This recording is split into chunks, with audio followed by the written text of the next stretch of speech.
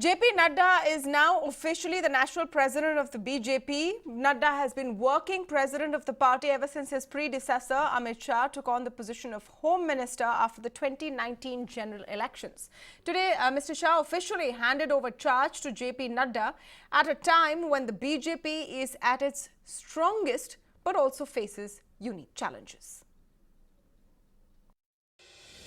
6 months after holding the position of BJP's working president, Jagat Prakash Nadda has been elected as president of the party, taking over from the Home Minister Amit Shah. कुछ प्रदेश अभी भी बच गए हैं, वहां भी हमारा निशाना पूरा है और आने वाले समय में सारे भारत में भारतीय जनता पार्टी के कमल को पहुंचाएंगे, ये विश्वास हम आपको देना। The silent strategist takes over at a time when the BJP is at its most successful in history but faces challenges ahead. The former Union Minister JP Nadda entered the political scene with the BJP's student wing, the ABVP, and he's considered a close aide of Prime Minister Modi and Home Minister Amit Shah. Nadda has been active in state politics in Himachal Pradesh, working as a silent strategist for the BJP. Nadda has also held cabinet berths in the state government. He rose to national prominence in 2010 when he was picked by Nitin Gadkari to join his team and was appointed the National General Secretary of the party. In 2014, Prime Minister Modi inducted Nadda into his cabinet as Union Minister of Health, and he was the top leadership's choice as caretaker president when Amit Shah became the Home Minister after the 2019 elections. Nadda now takes complete charge of the party, though Amit Shah's influence on the running of the BJP is likely to be quite large. Now, JP Nadda takes over as party president from a man whose organizational skills and electoral strategy are considered legendary. How free a hand will Mr. Nadda have, and what are the biggest challenges that face him and the BJP? To speak more on this, I'm joined now by political analysts Aneeja Chaudhary and Tejas Mehta. Welcome to both of you and thank you for speaking with us today. Ms. Chaudhary, how do you see the road ahead for Mr. Nadda? And truly, the question everyone's asking, how free a hand will he have, considering that Mr. Amit Shah has continued to have a very strong grip over the party even after taking charge as Home Minister?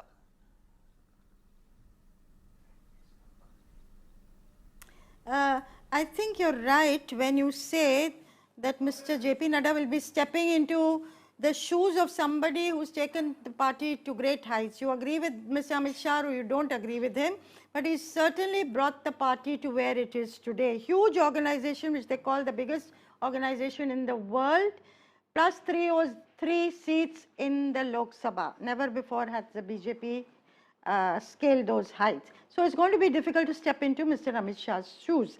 But as you say, Mr. Amit Shah will keep a watchful eye, no doubt about that. But Mr. Nadda has worked very closely with Amit Shah as the working president. He knows and he's come through the ranks, having been part of the Akhil Bharatiya Vidyarthi Parishad, come through the ranks, understands the pulse of the party, the DNA of the party, enjoys close rapport with Mr. Narendra Modi as well as Mr. Amit Shah, and yet brings that something extra, could bring that something extra. He will walk the path that Mr. Shah has shown, but he may bring something extra because he's a very affable man, accessible man, very pleasant, and has a gravitas when he knuckles down to things. I remember him, when he took over as health minister, and many of the NGOs wondered what he knew about health. Yeah. But by the time he demitted office, many of them are very happy with all that he did. So let's see. There are huge challenges. Yeah, huge exactly. Challenges ahead also. Let me come to the challenges. Who would have thought 6 months into the second term, yes, there'll be street protests? Absolutely, street protests. They just, let me come to you on this aspect. Street protests. The BJP, even though it's electorally so strong, unshakable in Parliament, facing maybe the most massive challenge it has since 2014. Two major elections. Delhi and Bihar, both of which are not necessarily in the bag. They're both challenging ones. Well, Delhi, everybody thinks is going to once again to Arvind Kejriwal, and I think it's unfair to JP Nadda. He has got barely a month now to do some sort of some sort of miracle to bring fortunes back to the BJP. So I think it will be unfair to judge him on what really happens on Delhi. But certainly Bihar, yes, there is still a long way to go in politics. 1 year is a long way to go. So he does have the time to settle in as a president. Of course, he's been working as a working president, so he knows what the organizational structure in each state is. And Bihar, of course, is like his home state apart from Himachal. So he would be very comfortable with Nitish Kumar and his party workers there. So I think Bihar will be his first real test, and then comes, of course, Bengal in 2021, because that is one state which we did hear the Prime Minister and JP Nadda both reiterating the fact that they still haven't got some states. So Bihar is,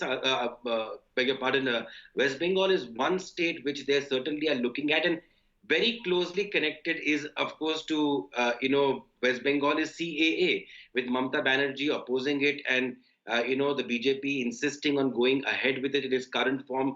It will be very interesting as to what form of response does JP Nadda give, because he's been a very quiet person, as Neerja was saying, very affable, and perhaps the words which come out of his mouth will be far more accepted to those who are currently opposing on the streets of Delhi and across several metros. So I'll be watching keenly on two issues which are coming straight ahead. One is, first is Bihar and how he handles CAA, because I don't think anybody would want to fuel the fires anymore. It has calmed down to a certain extent. Protests continue, but will he call for, for example, for all parties to come together and have a conversation? Will that happen? I think I'm looking forward to see how he also deals with his allies, because there were complaints from the Shiv Sena. I remember that Amit Shah was really not getting along with them. But to be fair, Mr. Nadda has been working president for the last at least 6 months. So he has been already doing the job. Is it really a big change that we're going to see now that he has the official title? He was already doing the job even before the official title. In that sense, he was the man in charge of the BJP, isn't it? Ms. Chaudhary, let me take that question to you. To expect now a very different kind of a face on CAA, NRC with allies, I don't know how much is going to change. Do you think so? No, I don't think the strategy is going to change, or the way of functioning is going to change. I don't think so, because he is not going to be a loner. He is going to carry forward the way the BJP has been functioning for the last 5 years. Where it might make a difference is his persona and his approach, his reach out to people, as I said, affable, pleasant, that kind of a personality. Secondly, how does he, of course, the battle is going to be fought in the states of India during his term, which is till 22, 3 years. And as was said, Bihar, West Bengal, UP are going to be critical. There's going to be the whole issue of the mandir construction in Ayodhya, how that's going to be handled. The trust has to be formed. That could be problematic. What role the BJP plays, certainly winning the allies and keeping them in good humor, JDU, SAD, the Akalis also, and other smaller parties to keep them on the right side. And also the big thing will be with groups now getting disaffected. And CA, the opposition to CA and NRC represents that. The Muslims, of course, the Dalits, the tribals, and the young people who have formed a large base of Mr. Narendra Modi's support base. Those are the sections Mr. Nadda will be called upon to reach out to in a new way. So let's see how he does that. No, absolutely. Tejas, just one more thought from you on how much will Nadda be actually in charge of? How much will he get to do in terms of a free hand? We've seen the BJP emerge as a powerhouse. It's politically, it's been a huge success story. And at the helm have been two individuals, Prime Minister Modi and Home Minister Amit Shah. Where does JP Nadda fit into this equation? Will he be able to stand his own ground, or will he even attempt to?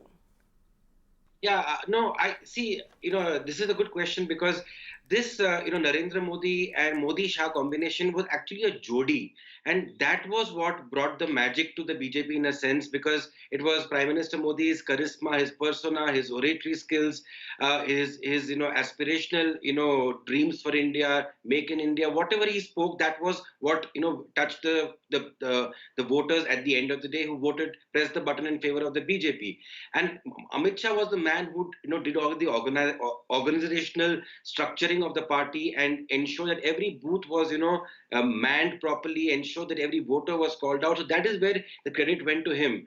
Now with this different third wheel coming in a sense, I mean, I do agree with Nirja in a sense that he's not going to be a rubber stamp in that sense, because he certainly has made his mark. And do remember, Amit Shah also has greater responsibilities to the country as a home minister, and I think he would want to focus more there. And this is something which the president can now, the new president can really take ahead in his own way.